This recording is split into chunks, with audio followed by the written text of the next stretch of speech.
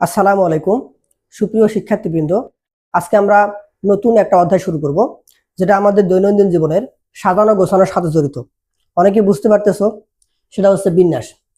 তো বিন্যাস অধ্যায়টা এইচএসসি ক্লাসের জন্য যতটা না গুরুত্বপূর্ণ, তার থেকে বেশি গুরুত্বপূর্ণ যারা বিসিএস সহ অন্যান্য নবম গ্রেডের চাকরির প্রস্তুতি নিচ্ছেন। তো আশা করি আমার আজকের এই ক্লাসটি করলে অনেকের বেসিক ক্লিয়ার হয়ে যাবে। বিসিএস সহ অন্যান্য চাকরি পরীক্ষায় বিন্যাস সমাবেশ অধ্যায় থেকে প্রচুর পরিমাণে অঙ্ক আসে। তো চলুন শুরু করা যাক। আজকে আমাদের আলোচনার টপিক গণনার গুণন বিধি।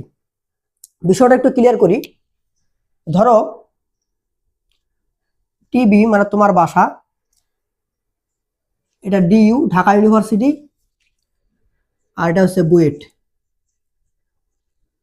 এখন তোমার বাসা থেকে ঢাকা ইউনিভার্সিটিতে যাওয়ার জন্য মনে করো রাস্তা আছে তিনটা, একটা দুটা তিনটা, নাম দিলাম এ রাস্তা, বি রাস্তা, সি রাস্তা।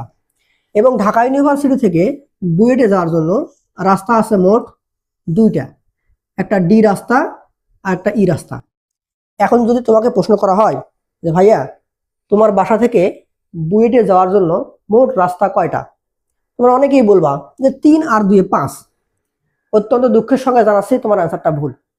কেন ভুল? দেখো, তোমার বাসা থেকে মনে করো তুমি ঢাকা ইউনিভার্সিটিতে এ রাস্তার মাধ্যমে গেছো। এখন ঢাকা ইউনিভার্সিটিতে আসার পরে তুমি কিন্তু ডি রাস্তার মাধ্যমেও যাইতে পারো, ই রাস্তার মাধ্যমেও যাইতে পারো। তাহলে এ রাস্তার সাপেক্ষে রাস্তা করা হইতেছে একটা এডি রাস্তা আর একটা এই রাস্তা। আবার মনে করো আরেকজন বি রাস্তার মাধ্যমে ঢাকা ইউনিভার্সিটিতে গেল, সে কিন্তু অনুরূপভাবে বিডি রাস্তাও চুজ করতে পারে, আবার বি রাস্তাও চুজ করতে পারে। সি রাস্তা দিয়ে যদি কেউ ঢাকা ইউনিভার্সিটিতে যায়, সে বুয়েটে যাওয়ার জন্য সিডি অথবা সি যে কোনো একটা রাস্তা নিতে পারে। তাহলে এখানে রাস্তা কটা হলো? 3 আর 3 6টা।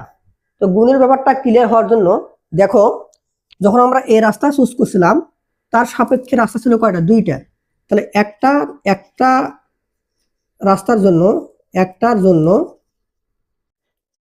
অপশন দুইটা।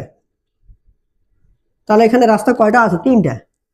তাহলে 3টার জন্য আমাদের অপশন হলো 3 গুণন 2, 3 দুগুণে 6টা। তাহলে ঢাকা ইউনিভার্সিটি তোমার বাসা থেকে বুয়েটে যাওয়ার জন্য এটা ছিল পুরোটা একটা কাজ, যেই কাজটা 2টা সেগমেন্টে বিভক্ত ছিল।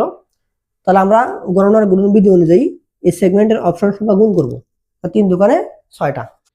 তাহলে আমরা বলতে পারবো যদি কোনো একটি কাজ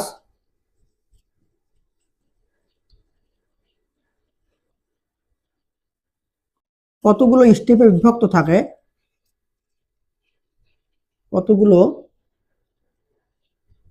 স্টেপে বিভক্ত থাকে গণনার গুণন বিধি অনুযায়ী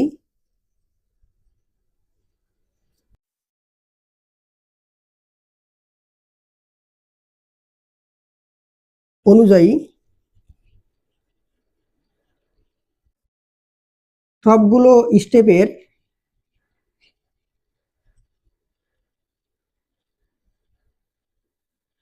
অপশন সংখ্যা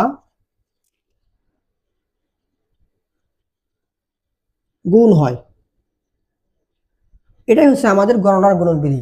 এখন যদি তোমাকে প্রশ্ন করা হয় এ বি সি ডি, এ থেকে বিতে যাওয়ার জন্য রাস্তা মোট 4টা, বি থেকে সিতে যাওয়ার জন্য রাস্তা 2টা, এবং সি থেকে ডিতে যাওয়ার জন্য রাস্তা 3টা।